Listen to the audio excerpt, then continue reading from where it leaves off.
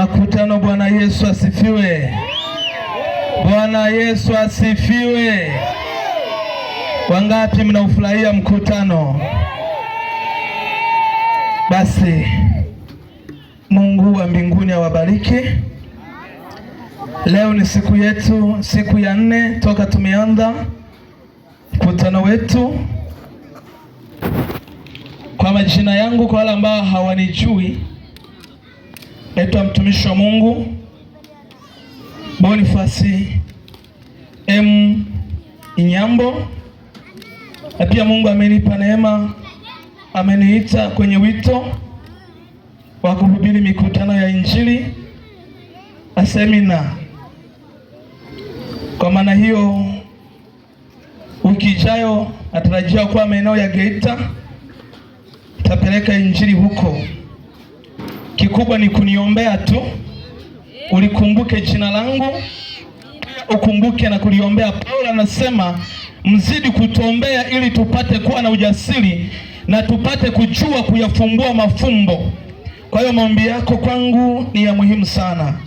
Bwana Yesu asifiwe. Amina. Basi sitapoteza muda.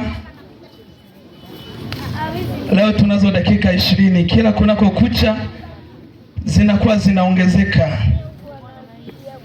Naomba zitumie hizo dakika 20 upate kitu cha thamani. Na pia ningeomba tu pia hata majirani ambao mnasikia vipaza sauti, ni wakati wa kukaa na kusikiliza neno. Mwingine anaendeleza na season, kumbe neno linalohubiriwa linalenga maisha yake na kuokoa maisha yake. Kwa hiyo ni vizuri kwa kama hala ukalisikia neno la Bwana litakalo kujilia kwa jioni ya leo. Basi mtumishi wa Mungu, naomba niangalizie kitabu cha Marko 1 ule mstari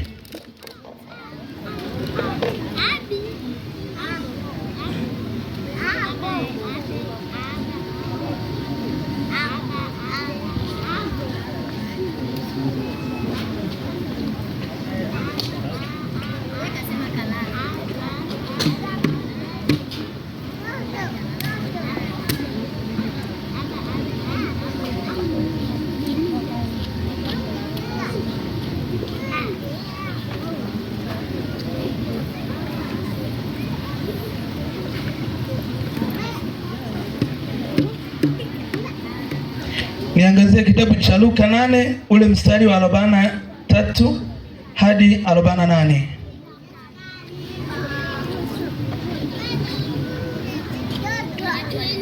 Maandiko yanasema hivi. Nasema 8:43 mpaka 48. Na mwanamke mmoja ambaye ametokwa damu muda wa miaka 12. Na mwanamke ambaye ametokwa damu kwa muda wa miaka 12, aliyekuwa amegharimiwa mali zake zote kwa kuwapa waganga.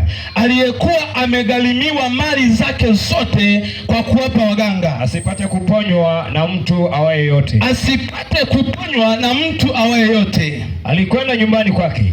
Alienda nyumbani, akaugusa upindo wa vazi lake. Rudie hapo.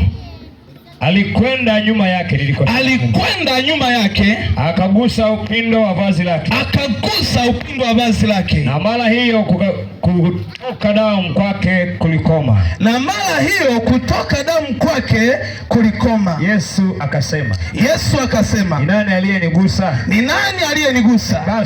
Basi watu wote walikana. Watu wote walikataa. Petro alimwambia, Bwana mkubwa, makutano haya wanaokuzunguka kukusonga. Yesu akasema, mtu mmoja alinigusa. Mtu mmoja amenigusa. Maana naona kuwa nguvu zimenitoka. Yule mwanamke alipoona ya kwamba hawezi kusitirika, alipogundua hawezi tena kujificha, akaja akitetemeka. Akaja kwa Yesu anatetemeka. Akaanguka mbele yake. Akamweleza mbele ya watu wote sababu yake ya kumgusa. Sababu yake ni kwa nini alimgusa. Jinsi alivyoponywa. Mara. Akamwambia, binti, Akamwambia, binti, imani yako imekuponya. Enenda zako kwa amani. Angalia Marko sura ile ya 5 mstari wa 1 hadi wa 6. Utaluka usome wa 15 peke yake. Marko 15, Marko 5:1 mpaka 6. Alafu naruka nasoma 15. Amina. Wakafika ng'ambo ya bahari, mpaka nchi ya Wagerasi. Na alipokwisha kushuka chomboni, mara alikutana na mtu, ambaye ametoka makaburini, mwenye pepo wachafu. Makao yake yalikuwa makaburini, wala hakuna mtu yeyote aliyeweza kumfunga tena, hata kwa minyororo. Kwa sababu alikuwa amefungwa mara nyingi kwa pingu na minyororo. Akaikata hata minyororo na kuzivunja zile pingu, wala hakuna mtu aliyethubutu kumshika. Na siku zote usiku na mchana alikuwako makaburini na milimani, akipiga kelele na kujikatakata. Na alipomwona Yesu kwa mbali, alipiga mbio akamsujudia. Mstari wa 15 Biblia inasema akamwendea Yesu, akamwona yule mwenye pepo. Rudia tena. Wakamwendea Yesu.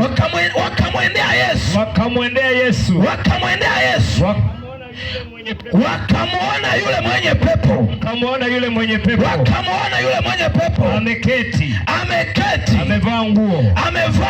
Ana akili zake. Naye ndiye aliyekuwa na lile jeshi. Wakaogopa. Tumalize na kitabu cha Mathayo 11 mstari wa 28. Mathayo 11 mstari wa 28. Amina. Unaweza kaenda hadi 30. Biblia inasemaje? Njooni kwangu ninyi nyote msumbukao kulemewa na mizigo, nami nitawapumzisha. Tieni nila yangu. Jifunzeni kwangu. Kwa kuwa mimi ni mpole na pia mimi ni mnyenyekevu wa moyo, nanyi mtapata raha nafsini mwenu. Kwa maana nila yangu ni laini na mzigo wangu ni mwepesi. Neno limeshabarikiwa. Haleluya. Napenda niwaletee somo linalosema kimbilio la kweli au makimbio ya kweli ya mwanadamu ni kumfuata Yesu. Makimbio ya kweli ya mwanadamu ni kumgeukia Bwana.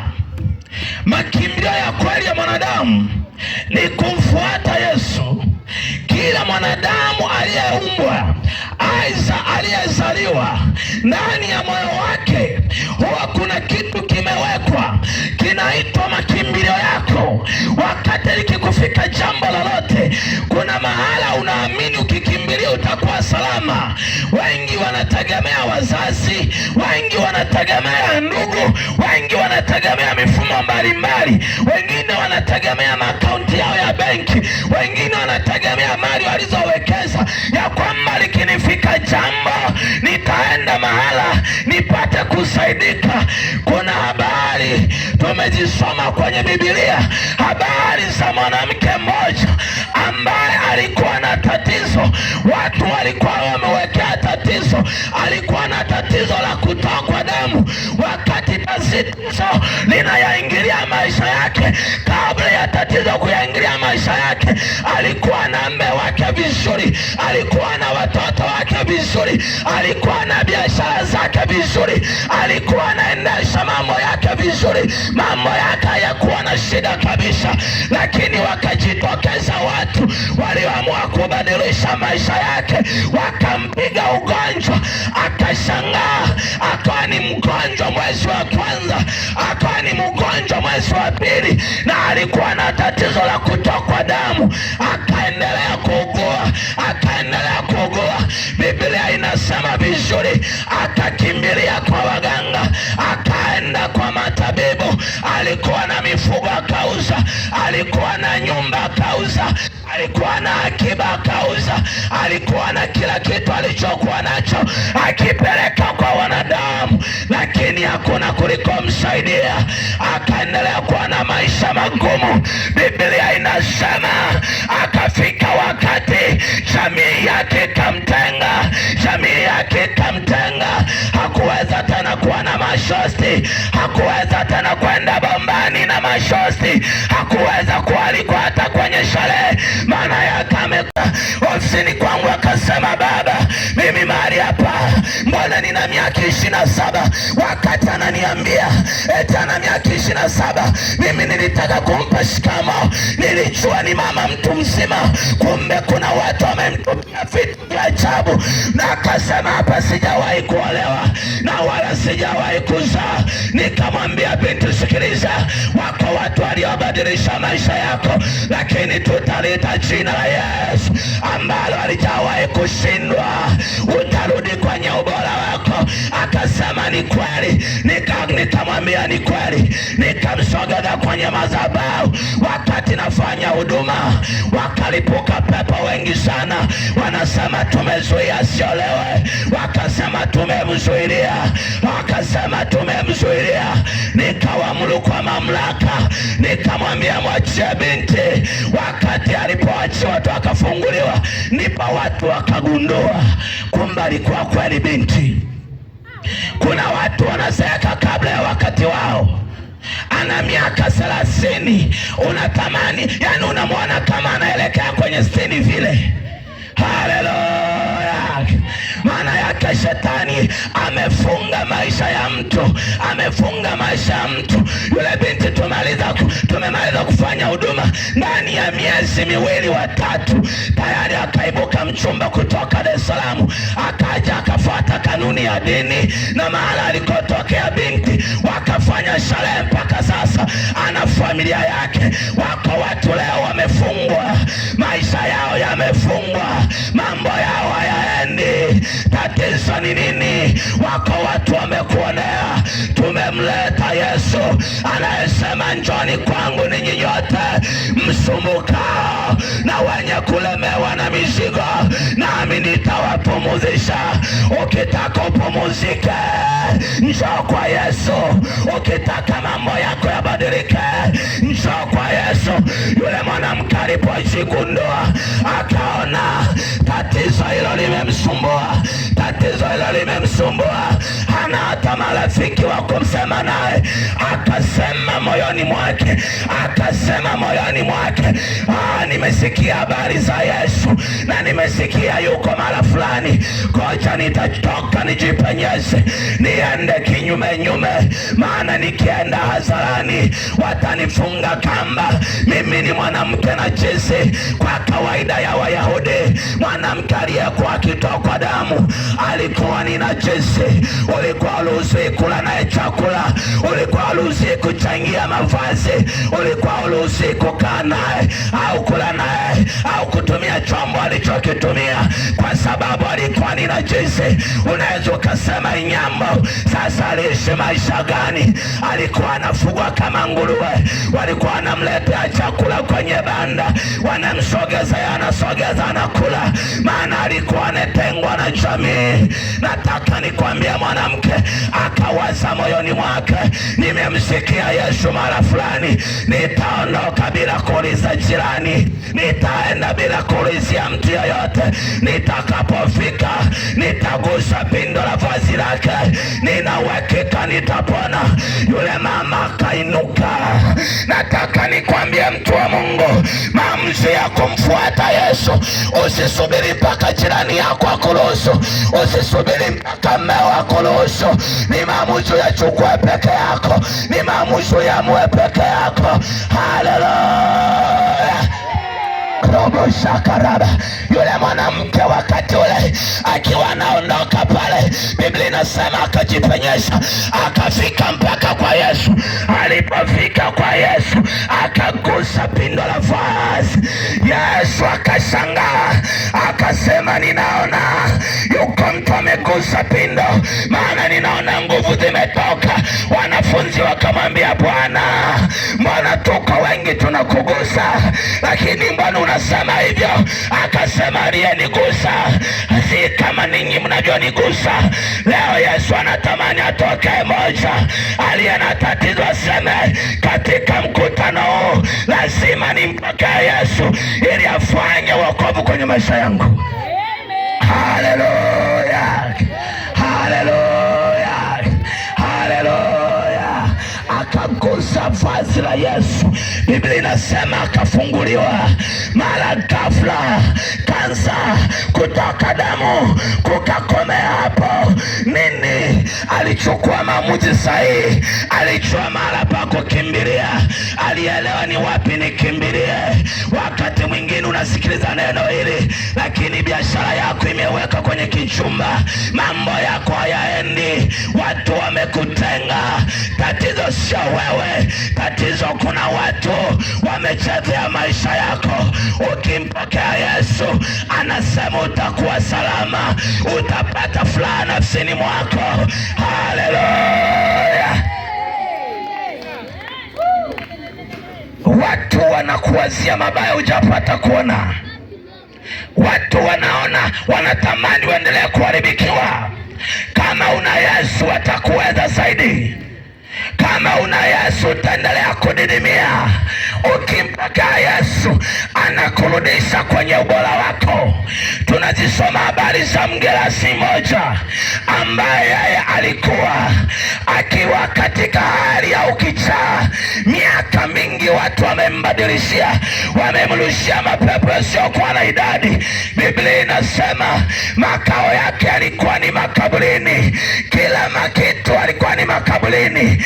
Wakati wa jua alikuwa makaburini, wakati wa baridi alikuwa makaburini, wakati wa mvua alikuwa makaburini, wakati wa baridi alikuwa makaburini. Maisha yake yote yalikuwa makaburini. Biblia inasema alikuwa akikimbia milimani, alikuwa akikimbia kila mahali. Wako watu walitamani kumsaidia, wakaja na kamba wamfunge, lakini Biblia inasema ilishindikana. Wakaja na minyororo, lakini bado ilishindikana. Walitumia kila mbinu, ikashindikana. Wakamkatia tamaa kama ulivyojikatia tamaa wewe. Wakati mwingine unanisikiliza, uchumi wako uko vibaya. Wakati mwingine unanisikiliza, ndoa yako iko vibaya. Wakati mwingine unanisikiliza, familia yako iko vibaya. Hakuna wa kuishauri, watemekatiana tamaa. Yuko Yesu, amebaki Yesu kuamua maisha ya familia yako. Amebaki mwanaume Yesu, ukimkimbilia huyo kila jambo litakaa sawa. Kila kitu mgerasi kilikuwa ni makaburini. Wakati Yesu anafika eneo lile, amesogea mahala pale, Biblia inasema yule mgerasi aliyekuwa ni kichaa kabisa akagundua msaada wake ni kukimbilia kwa Yesu. Yesu wakati anashuka, fikiria alikuwa ni kichaa. Wakati Yesu anashuka katika mtumbi wake, katika mashua aliyokuwa nayo, huyu kichaa akapiga mbio kwa Yesu. Alipofika akapiga magoti, akahitaji msaada, na pepo aliyokuwa ndani yake, Biblia inasema wakapiga kelele, wakasema, Bwana tusaidie, utulee msisi, tusaidie, usije ukatutesa. Akawambia, akawaamuru, mwacheni, na wale pepo wakaondoka. Wakavaga kundi la nguruwe waliokuwepo eneo lile, wakalivaga lile kundi, na yule mtu akawa mzima. Na watu walikuwa wanamjua ya kwamba huyu mgerasi alikuwa na shida ya pepo. Wanarudi wanakuta amekaa ametulia. Biblia inasema amependeza, kwa sababu alimkimbilia Yesu. Mara ya kwanza alikimbilia wanadamu. Yeyote aliyemkimbilia Yesu maisha yake yalibadilika. Wakati nazungumza mahali hapa, yuko mtu maisha yake yamewekwa makaburini. Kila biashara anafanya haiendi, kila jambo analotenda haliendi. Nataka nikwambie, unapoona baba yako kazeeka hana kitu, maana yake kuna watu walifunga mahala riziki ya familia iliwekwa makaburini. Lakini leo tunamleta Yesu kwenye maisha yako. Ukimpokea anabadilisha maisha yako. Haleluya! Ukimpokea Yesu wewe ni salama. Ukimpokea Yesu biashara yako inaeleweka.